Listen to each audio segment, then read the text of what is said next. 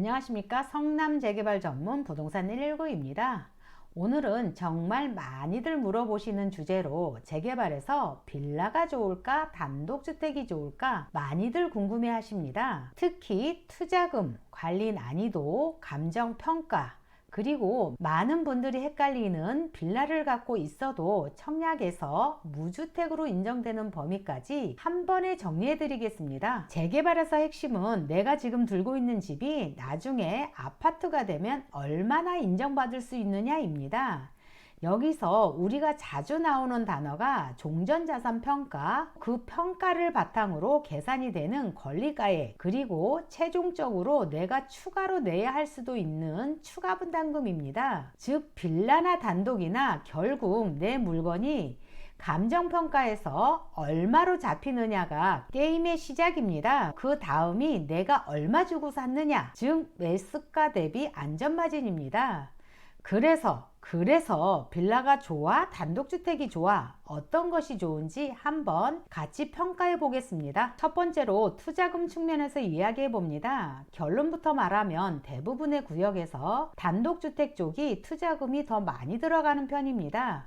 이유는 간단합니다. 단독주택은 보통 토지 비중이 크고 매물 자체 가격도 크고 거래 단위도 커지는 경우가 많습니다. 반대로 빌라는 같은 구역에서도 진입 가격이 상대적으로 낮은 매물을 찾기 쉬운 편입니다. 그래서 초보자분들이 일단 재개발 한번 들어가 보고자 할 때 빌라로 시작하는 경우가 많습니다. 두 번째로 관리적인 측면입니다. 단독주택은 한 세대만 있는 것이 아닙니다. 기본으로 3세대, 4세대가 기본입니다. 그러면 이 모든 세대들 계약에서부터 들고 날고 하는 것들, 수리, 하자, 누수, 동파까지 유지보수를 직접 컨트롤해야 합니다. 재개발이 워낙에 긴 시간과의 싸움이므로 재개발이 늦어질수록 집주인이 지칠 수밖에 없습니다. 빌라는 반대로 한 세대만 관리하면 됩니다. 건물 자체가 공동주택이라는 공용부가 있고 관리 방식이 구조화되어 있는 편입니다. 그래서 생활관리는 단독보다는 빌라가 훨씬 용이하다 할 수 있습니다. 세 번째로 감정평가는 어떻게 받는지입니다. 여기부터가 오늘의 영상 핵심입니다. 감정평가에서 큰 차이는 평가 방식이 다르다는 점입니다. 단독주택은 원가법으로, 빌라는 인근의 거래사례 비교법으로 감정평가를 합니다. 단독주택의 경우 토지값은 개별 공시지가에 토지 면적을 곱해주면 됩니다. 여기에 한 번 더 보정률을 곱해주면 토지값이 나옵니다. 보정률이란 이렇게 이해하시면 됩니다. 공시지가는 나라에서 매긴 공시가격인데 실제 거래되는 시세보다 차이가 날 때가 많습니다. 그래서 공시가격에 곱해서 시세 쪽으로 보정해 보자는 게 보정률입니다. 예를 들면 토지는 개별 공시지가 곱하기 보정률 1.9에서 2.1 이렇게 되어 있습니다. 이렇다는 말은 아주 쉽게 공시가격에 1.9배나 2.1배쯤으로 현실 가격을 가름해 본다는 뜻입니다. 건물값은 연면적 곱하기 평당 약 140만원 해줍니다. 한 줄 요약하면 땅값 따로 플러스하고 건물값 따로 해서 총액을 계산하는 것입니다. 이것이 단독주택 감정평가 기준입니다. 이번에는 빌라나 아파트 등 공동주택의 경우 감정평가를 매기는 기준입니다. 공동주택은 계산의 출발점이 다릅니다.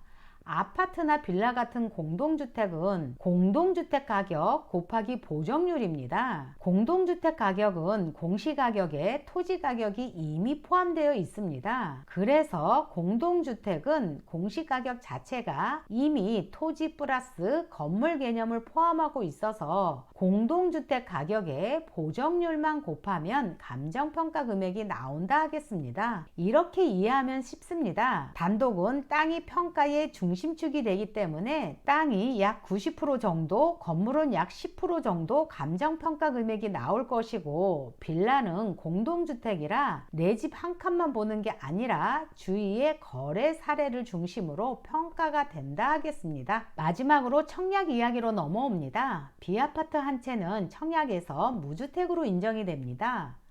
전용 면적 85제곱미터 이하이면서 공시가격이 수도권 5억 이하, 지방 3억 이하의 요건을 충족하면 아파트 청약할 때 무주택으로 인정이 된다는 것입니다. 따라서 재개발 빌라를 보실 때 재개발 투자뿐만 아니라 청약 무주택 유지 전략까지 생각하시면 빌라를 추천합니다. 연립, 다세대, 도시형 생활주택뿐만 아니라 단독주택도 당연히 포함됩니다만, 단독주택의 경우 대부분 8호제곱미터 이상이므로 이 혜택은 대부분 빌라만 해당되다 보니 빌라의 특장점이라 할 수 있습니다.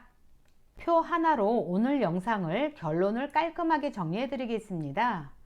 유지관리 측면에서는 빌라는 한 세대만 관리하므로 비교적 용이하지만, 단독주택은 지하층, 지상층, 옥상까지 유지관리 범위가 넓어서 장기간 끌고 가야 하는 재개발 투자에서는 관리적인 측면에서 아무래도 비용도 많이 들고 번거롭습니다.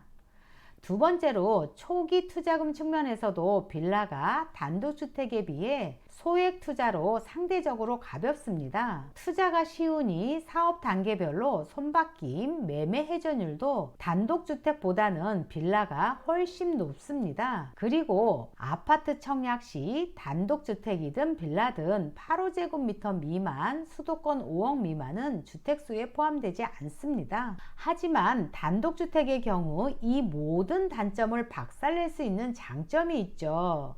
감정평가 시 빌라보다는 단독주택이 감정평가 금액이 높게 받을 수 있습니다. 그러다 보니 이 모든 어려움을 감수하고도 단독주택을 사는 이유입니다. 그래서 결론은 단순합니다. 자금 여력과 투자 기간이 짧고 관리 스트레스를 줄이고 싶으면 빌라 쪽, 자금 여력과 관리 역량이 있고 감정평가의 우위를 길게 보고 싶다면 단독적으로 정리하시면 됩니다.